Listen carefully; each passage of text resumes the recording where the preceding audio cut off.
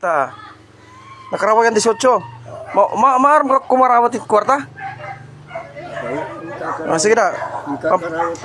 Pambili ng kape 18, di ba? Oo, 18. 18 ang kape ngayon. 16 lang. 16, may sukli ka pa na dos. Oo. Ay, magkano ba ito?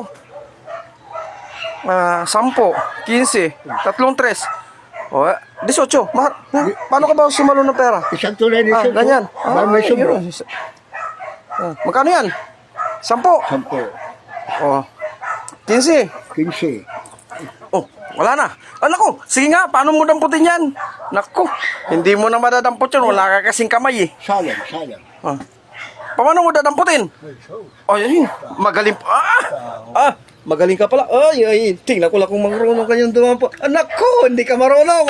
Ay, magaling. Nadampot niya pala. Ikat mga apo mo. Ay, dano sa? Oh, marunong pala sa dumampot ng hulog eh. Aw. Kaya, ito pa. Darang po. 15. Oh, 15. Oh. Tama na rin. 15, oh.